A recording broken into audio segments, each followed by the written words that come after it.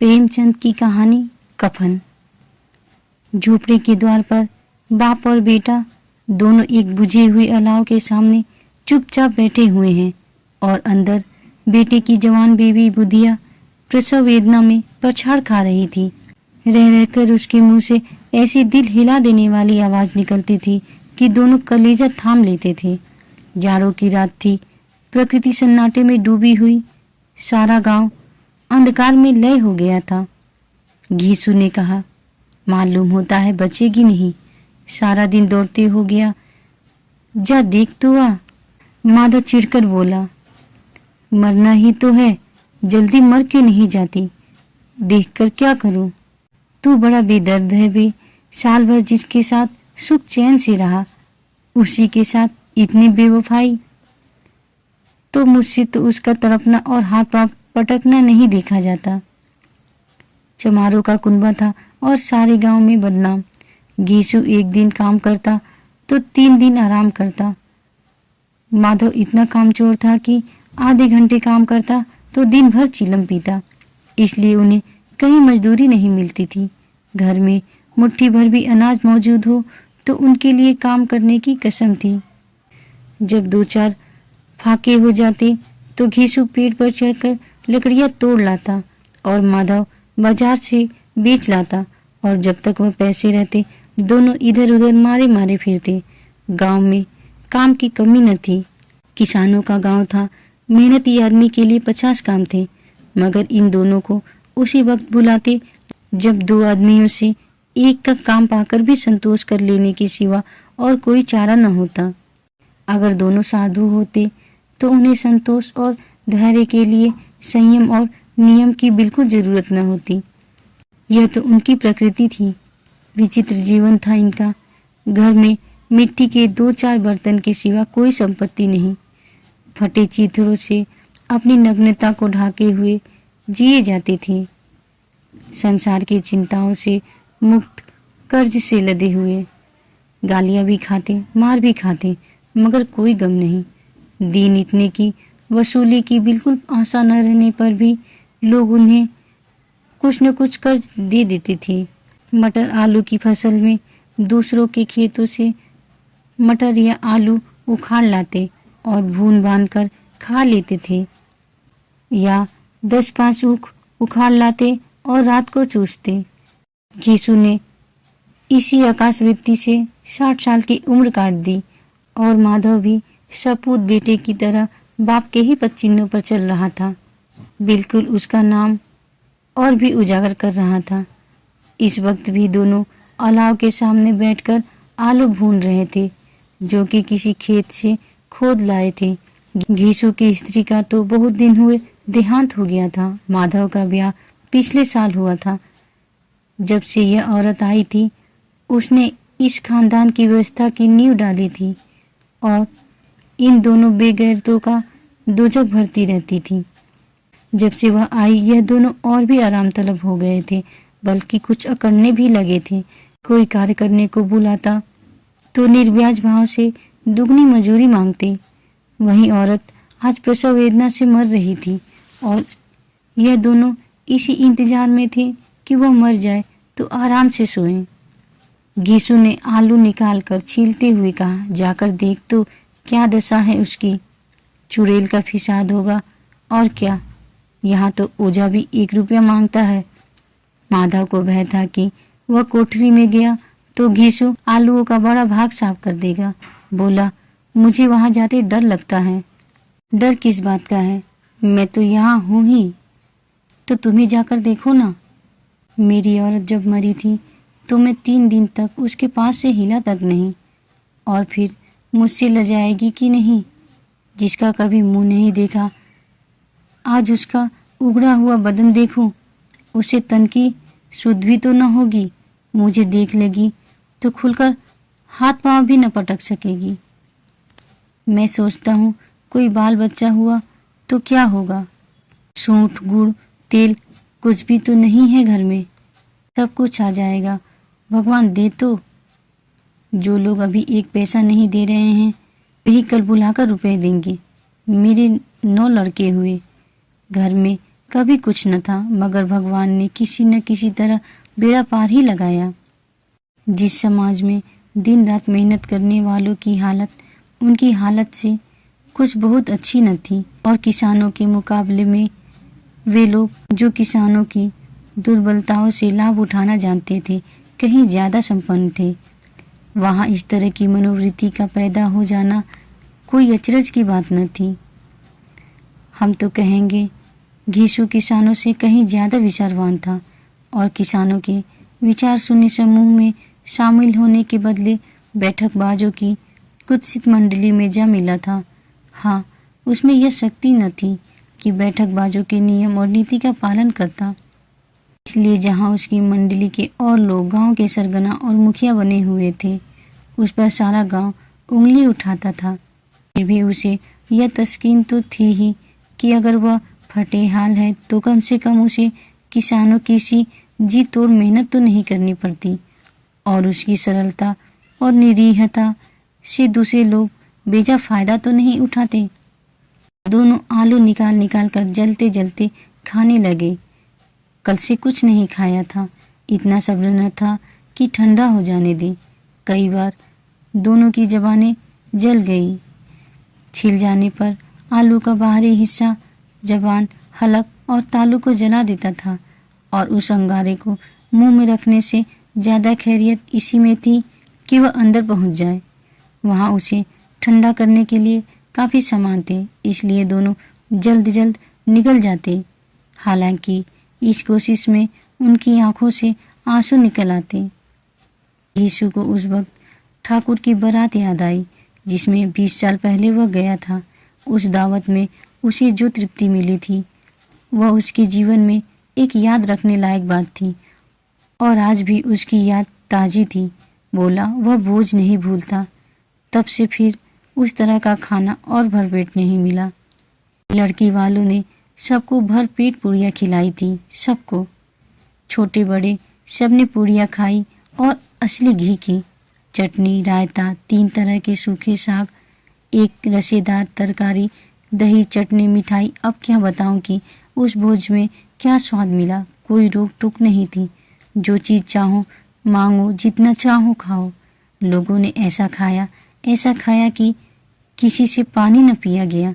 मगर परोसने वाले हैं कि पत्तल में गर्म गर्म गोल गोल सुवासित कचौड़ियाँ डाल देते हैं। मना करते हैं कि नहीं चाहिए, पत्तल पर हाथ रोके हुए हैं, मगर वह है कि दिए जाते हैं। और जब सबने मुंह धो लिया तो पान इलायची भी मिली, मगर मुझे पान लेने की कहाँ सुध थी। खड़ा हुआ न जाता था। चटपट जाकर अपने कंबल पर लेट गया। ऐसा दिल दरिया था वह ठाकुर। माधव ने इन पदार्थों का मन ही मन मजा लेते हुए कहा, अब हमें कोई ऐसा भोज नहीं खिलाता। अब कोई क्या खिलाएगा, वह जमाना दूसरा था। अब तो सबको किफायत सूझती है। शादी ब्याह में मत खर्च करो, क्रियाकर्म में मत खर्च करो। पूछो गरीबों का माल बटोर बटोर कर कहाँ रखोगे। बटोरने में तो कमी नहीं है, हाँ खर्च में किफायत सूझती है। मैं एक 20 पूड़ियाँ खाई होंगी, 20 से ज़्यादा खाई थी।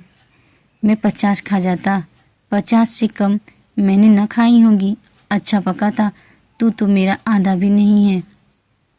आलू खाकर दोनों ने पानी पिया और वहीं अलाव के सामने अपनी धोतियां ओढ़कर पांव पेट में डाले सो रहे, जैसे 2 बड़े बड़े अजगर गेंडुलिया मारे पड़े हों।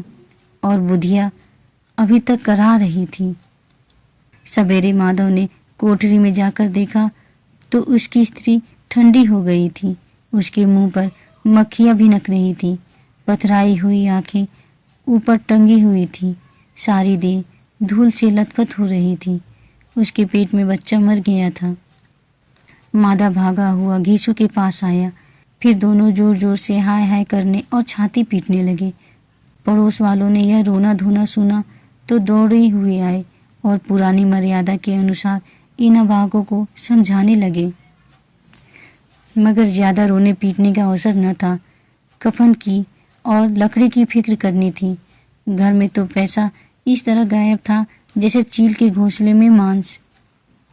बाप बेटे रोते हुए गांव के जमींदार के पास गए। वह इन दोनों की सूरत से नफरत करते थे। कई बार इन्हें अपने हाथों से पीट चुके थे, चोरी करने के लिए, वादे पर, काम पर न आने के लिए। पूछा, क्या है बे घिसुआ, रोता क्यों है? अब तो तू कहीं दिखलाई भी नहीं देता, मालूम होता है इस गांव में रहना नहीं चाहता। यीशु ने जमीन पर सिर रखकर आंखों में आंसू भरे हुए कहा, सरकार, बड़ी विपत्ति में हूँ। माधव की घरवाली रात को गुजर गई। रात भर तड़पती रही सरकार। हम दोनों उसके सिरहाने बैठे रहे, दवा दारू जो कुछ हो सका सब कुछ किया, मुदा वह हमें दगा दी गई। अब कोई एक रोटी देने वाला भी न रहा मालिक। तबाह हो गए, घर उजड़ गया, आपका गुलाम हूँ। अब आपके सिवा कौन उसकी मिट्टी पार लगाएगा? हमारे हाथ में तो जो कुछ था वह सब दवा दारू में उठ गया। सरकार की ही दया होगी तो उसकी मिट्टी उठेगी। आपके सिवा किसके द्वार पर जाऊं? जमींदार साहब दयालु थे, मगर घीसू पर दया करना काले कंबल पर रंग चढ़ाना था। जी में तो आया कह दे, चल दूर हो यहाँ से, यो तो बुलाने से भी नहीं आता। आज जब गरज पड़ी तो आकर खुशामद कर रहा है, हरामखोर कहीं का, बदमाश। लेकिन यह क्रोधिया दंड देने का अवसर न था। जी में कुड़ते हुए 2 रुपये निकाल कर फेंक दिए, मगर सांत्वना का एक शब्द भी मुंह से न निकला। उसकी तरफ ताकत तक नहीं, जैसे सिर का बोझ उतारा हो। जब जमींदार साहब ने 2 रुपये दिए तो गांव के बनिए महाजनों को इनकार का साहस कैसे होता। घीसू जमींदार के नाम का ढिंढोरा भी पीटना जानता था। किसी ने 2 आने दिए, किसी ने 4 आने। 1 घंटे में घीसू के पास 5 रुपये की अच्छी रकम जमा हो गई। कहीं से अनाज मिल गया, कहीं से लकड़ी। और दोपहर को घीसू और माधव बाजार से कफन लाने चले। इधर लोग वास काटने लगे। गांव की नर्मदिल स्त्रियां आकर लाश देखती थी और उसकी बेकसी पर 2 बूंद आंसू गिराकर चली जाती थी। बाजार में पहुंचकर घीसू बोला, लकड़ी तो उसे जलाने भर को मिल गई है, क्यों माधव? माधव बोला, हाँ लकड़ी तो बहुत है, अब कफन चाहिए। तो चलो कोई हल्का सा कफन ले ले। हाँ और क्या, लाश उठते उठते रात हो जाएगी, रात को कफन कौन देखता है? कैसा बुरा रिवाज है कि जिसे जीते जी तन ढांकने को चीथड़ा भी न मिले, उसे मरने पर नया कफन चाहिए।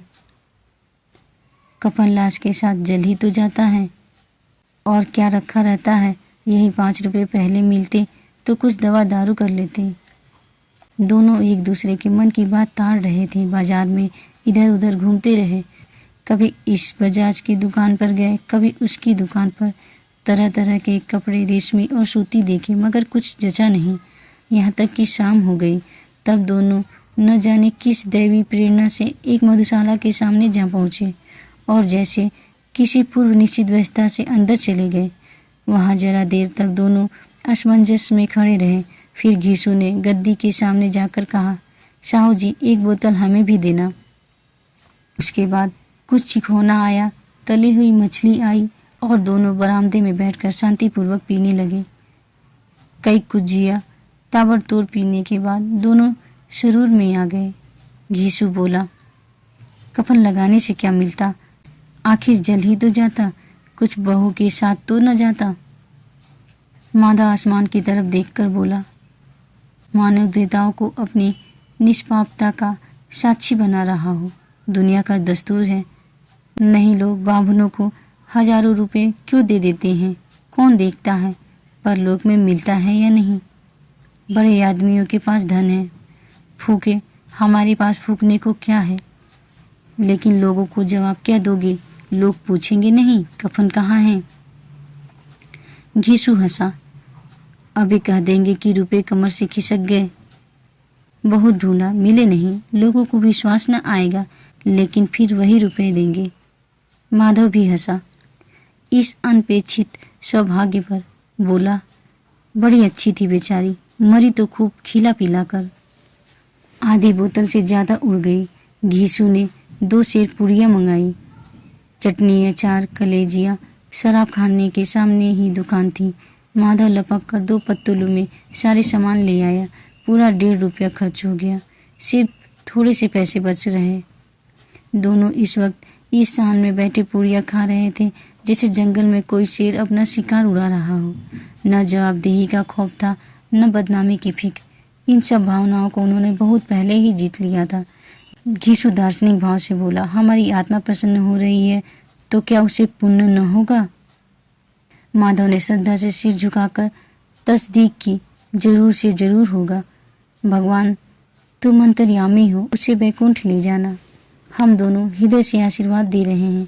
आज जो भोजन मिला वह कभी उम्र भर न मिला था। एक क्षण के बाद माधव के मन में एक शंका जागी। बोला, क्यों दादा, हम लोग भी एक न एक दिन वहाँ जाएंगे ही। घीसू ने इस भोले भाले सवाल का कुछ उत्तर न दिया। वह परलोक की बातें सोचकर इस आनंद में बाधा न डालना चाहता था।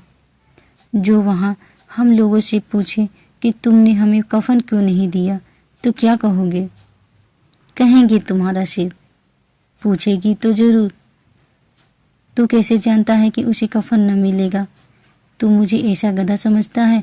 60 साल क्या दुनिया में घास खोदता रहा हूँ। उसको कफन मिलेगा और बहुत अच्छा मिलेगा। माधव को विश्वास न आया। बोला, कौन देगा? रुपये तो तुमने चट कर दिए। वह तो मुझसे पूछेगी। उसकी मांग में तो सिंदूर मैंने डाला था। कौन देगा बताते क्यों नहीं?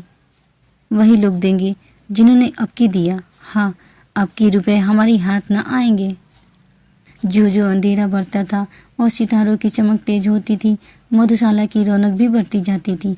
कोई गाता था, कोई डींग मारता था, कोई अपनी संगी के गले लिपटा जाता था, कोई अपने दोस्त के मुंह में कुल्हड़ लगाए देता था। वहाँ के वातावरण में एक सुरूर था, हवा में नशा। कितने तो यहाँ आकर एक चुल्लू में मस्त हो जाते थे। शराब से ज्यादा यहाँ की हवा उन पर नशा करती थी। जीवन की बाधाएं यहाँ खींच लाती थी और कुछ देर के लिए यह भूल जाते थे कि वे जीते हैं या मरते हैं, या न जीते हैं न मरते हैं। और यह दोनों बाप बेटे अब भी मजे ले लेकर चुस्कियाँ ले रहे थे। सबकी निगाहें इनकी ओर जमी हुई थी। दोनों कितने भाग्य के बली हैं। पूरी बोतल बीच में है। भरपेट खाकर माधव ने बची हुई पूरियों का पत्तल उठाकर एक भिखारी को दे दिया, जो खड़ा इनकी ओर भूखी आंखों से देख रहा था और देने के गौरव, आनंद और उल्लास का अपने जीवन में पहली बार अनुभव किया। घीसू ने कहा, ले जा, खूब खा और आशीर्वाद दे। जिसकी कमाई है वह तो मर गई, मगर तेरा आशीर्वाद उसे जरूर पहुँचेगा। रोए रोए से आशीर्वाद दो, बड़ी गाढ़ी कमाई के पैसे हैं। माधव ने फिर आसमान की तरफ देखकर कहा, वह बैकुंठ में जाएगी दादा, बैकुंठ की रानी बनेगी। घीसू खड़ा हो गया और जैसे उल्लास की लहरों में तैरता हुआ बोला, हाँ बेटा, बैकुंठ में जाएगी। किसी को सताए नहीं, किसी को दबाए नहीं। मरते मरते हमारी जिंदगी की सबसे बड़ी लालसा पूरी कर गई। वह न बैकुंठ जाएगी तो क्या ये मोटे मोटे लोग जाएंगे जो गरीबों को दोनों हाथों से लूटते हैं और अपने पाप को धोने के लिए गंगा में नहाते हैं और मंदिरों में जल चढ़ाते हैं। श्रद्धालुता का यह रंग तुरंत ही बदल गया। अस्थिरता नशे की खासियत है। दुख और निराशा का दौरा हुआ। माधव बोला, मगर दादा, बेचारी ने जिंदगी में बड़ा दुख भोगा, कितना दुख झेल कर मरी। वह आंखों पर हाथ रखकर रोने लगा, चीखें मार मार कर। घीसू ने समझाया, क्यों रोता है बेटा, खुश हो कि वह माया जाल से मुक्त हो गई, जंजाल से छूट गई। बड़ी भाग्यवान थी जो इतनी जल्द मोह माया के बंधन तोड़ लिए। और दोनों खड़े होकर गाने लगे, ठगनी क्यों नैना झमकावे ठगनी। पियकड़ों की आंखें इनकी ओर लगी हुई थी और यह दोनों अपने दिल में मस्त गाए जाते थे। फिर दोनों नाचने लगे, उछले भी, कूदे भी, गिरे भी, मटके भी, भाव भी बताए, अभिनय भी किए और आखिर नशे में मदमस्त होकर वहीं गिर पड़े। फिर मिलेंगे दोस्तों अगली कहानी के साथ। तब तक के लिए राधे राधे।